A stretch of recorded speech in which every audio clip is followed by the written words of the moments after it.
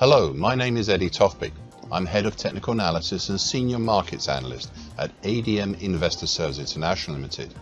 And here is your weekly technical analysis of New York and London sugar markets.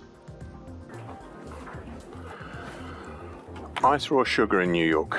Now, I've often mentioned how the bright green highlighted August 2022 to date uptrend, currently at 1907, how it did not act as so much as a resistance, but more as a nuisance. Well, 2 weeks ago, this broken bright green uptrend, along with the darker green highlighted short medium moving average, currently at 1902, managed to erode the bullish incentive enough that the purple upper tine, currently at 1885, managed to cap the market.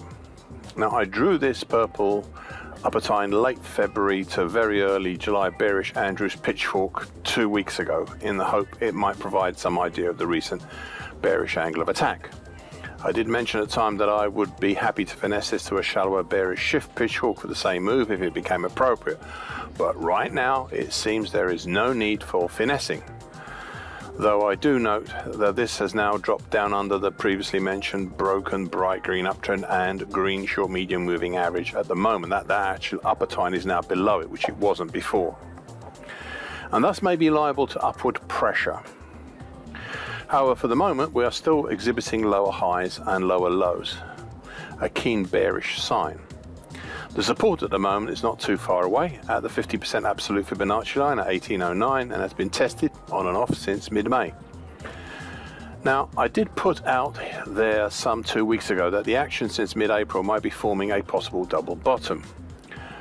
Last week, as the phrase implies, this pattern was not complete. I have stated over recent weeks that we would need to see how the action develops over the next few weeks, and I still stand by that point, though I am right now minded not to regard it as a likely alternative.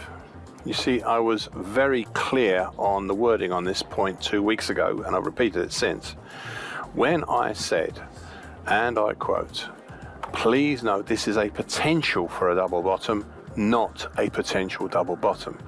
The distinction between those 2 points is very fine but definite," end of quote. This really just leaves the purple highlighted bearish Andrews pitchfork as the main operational pattern in this market, and the one pattern that was formed 2 weeks ago, a weekly key reversal down, for which we have not as yet seen any immediate follow-on. Those are the two real ones at the moment. Ice Europe white sugar in London.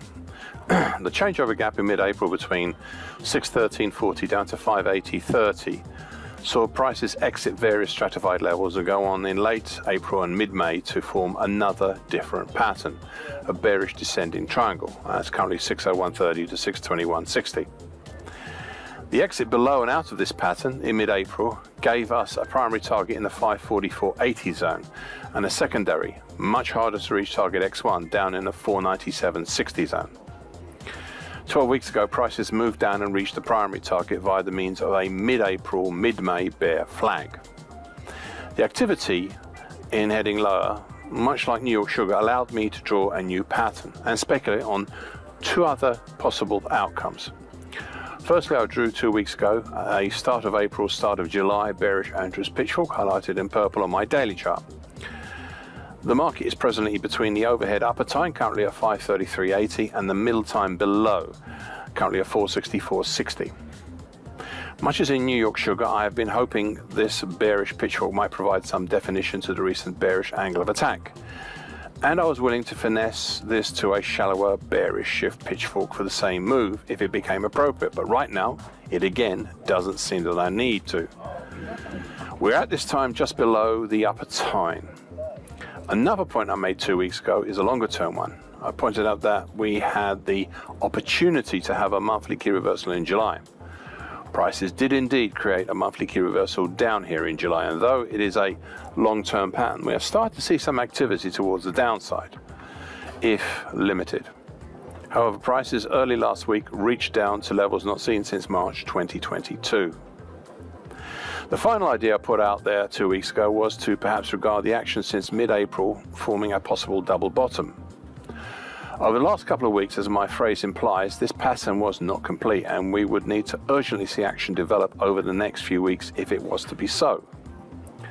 It is very clear on the I was very clear on the wording on this point when I said, and I quote, "Please note this is a potential for a double bottom, not a potential double bottom. The distinction between those two is very fine but definite." End of quote. This week again, this idea is much further away, and I am considering dropping it. This seemed to just really leave the purple highlighted bearish Andrews pitchfork as the main operational pattern in this market. However, I have noticed within this purple bearish Andrews pitchfork a new pattern emerging. A pattern within a pattern, if you like a Russian doll. It is an early July to date bearish channel. Bear channel, I should say. I have outlined the lower bear channel line, currently at 464.60. Sorry, bear channel line in bright red, currently 488.60. And I utilize the upper tine of the bearish shift pitchfork, Andrews pitchfork, which is currently 464.60 as the upper bear channel line.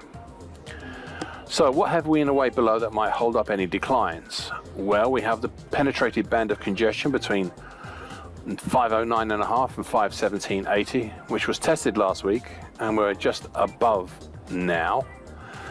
Most of it is 1 to 3 years old, but we also have some congestion here from 2017. This also applies to the thin 490.10 to 489.10 congestion further down, just below target X1. We then have the neckline extension to the April to June 2021 head and shoulders neckline, currently at 481.10. I'm not sure how good this is, but I've highlighted it in dark blue on my daily chart, so I must think there is something behind this. Yeah, only final thing I'd like to ask you to bear in mind is the pattern from 2 weeks ago, the weekly key reversal down. Sugar white premium spread. I had previously spoken here some while ago now, but at length, about a big picture item seen here on my weekly chart. We have the recurring big old bullish Andrews pitchfork from 2019 to 2021 highlighted in dark blue on my weekly chart, with the lower tine currently at 146.5 being tested, breached and now broken on the downside. 17 weeks ago the market made a huge combined weekly key reversal down and bearish engulfing pattern. I suspect this was in large part due to London sugar month changeovers, but was nevertheless set in motion a lower market, though prices took their own sweet time in getting down below the lower tine. So, we are now, again, testing the lows of early to mid-October last year, down in the 115.75 to 116 even air zone. Indeed, where we have been the last 2 weeks, and again today. As the next support, that is, though when prices were down here back in October last year, they were at the same time just above the dark blue lower tine, which we are not today. We are below it. Hence, this support may not be as strong as seen back then, but we shall see.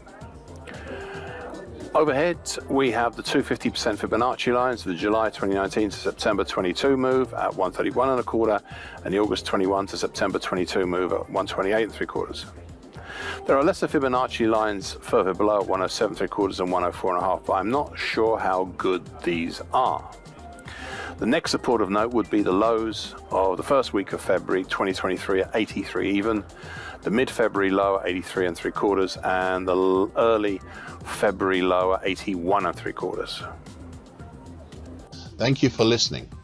This weekly broadcast gives the essential market patterns and consequences. Please be aware of the risk disclaimer posted both at the front and at the back of this broadcast. Copyright is Eddie Tofpik and ADM Investor Service International Limited. And here comes the final important bit.